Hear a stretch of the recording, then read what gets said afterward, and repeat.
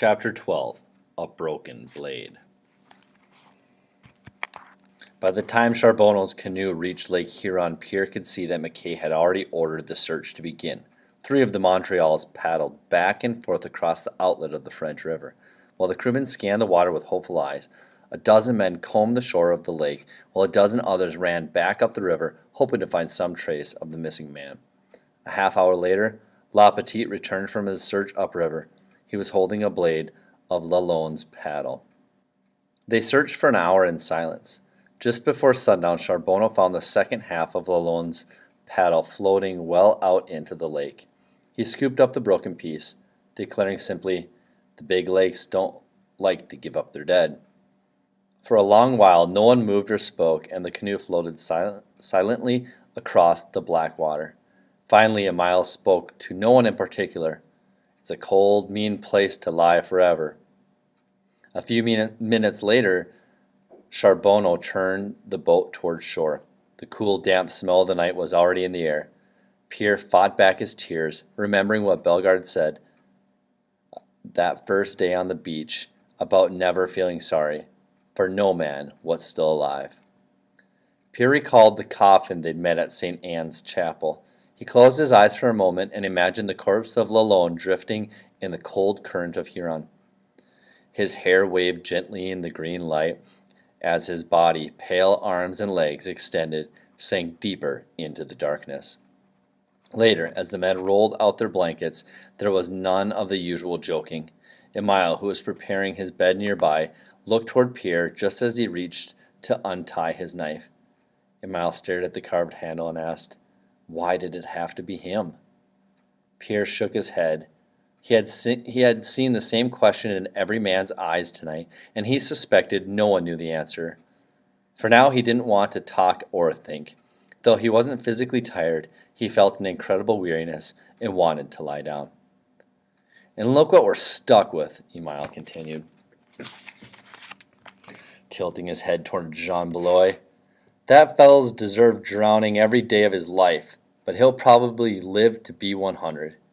Pierre nodded, feeling wicked. He almost smiled at the thought of Beloy drowning.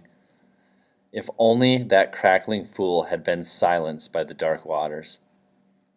Though the next morning was warm and brilliant blue, the men moved as if they were numb with cold.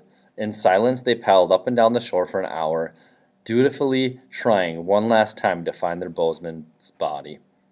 Then Pierre helped La Petite and Charbonneau tie Lalonde's broken paddle together in the shape of a cross and paint it with vermilion dye borrowed from a parcel of trade goods.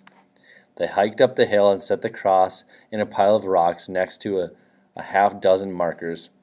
La Petite and Charbonneau started back, but Pierre lingered a moment. He looked to the east and suddenly hated the calm blueness of Huron. He picked up a rock and heaved it as far as he could. Before the first stone clattered onto the boulders that rimmed the French River gorge, he threw another and another. When Pierre finally stopped, he was panting hard. He wasn't sure how many stones he'd flung at the river, but at the edge of his anger was blunted. Before the brigade headed out, John McKay assembled the men on the beach and said a few words.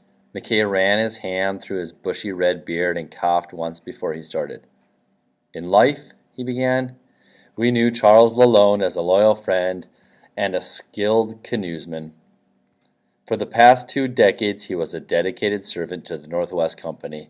Even as we grieve, we are grateful to him for his service and for his recent act of heroism, which saved an entire canoe from certain destruction.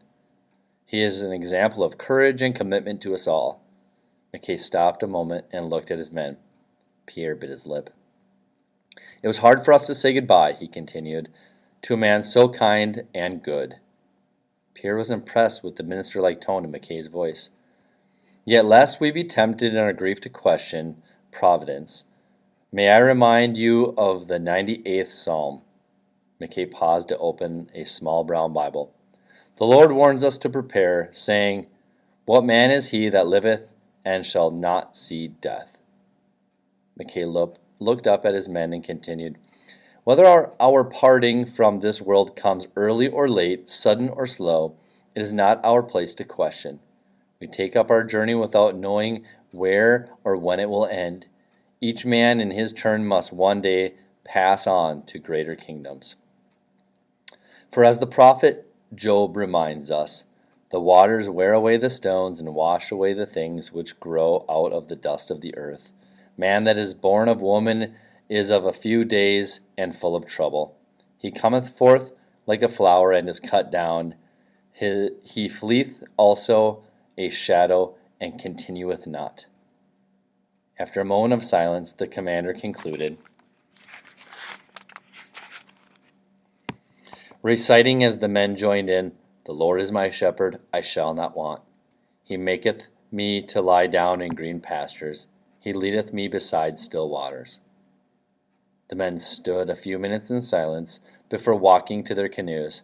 After they boarded their canoe, Charbonneau's crew paused to look up at the red marker. Each man doffed his cap and crossed himself before taking up his paddle. Then, one by one, the blades began their familiar dip and pull. 100 yards out, Pierre glanced back at the hill one last time. Lalonde's newly painted marker made the old ones look shabby. His cross looked larger, too, catching more light than the rest and casting a shadow back over the hill that looked like a huge arrow about to be released on a blurring upstream flight. And that's the end of chapter 12.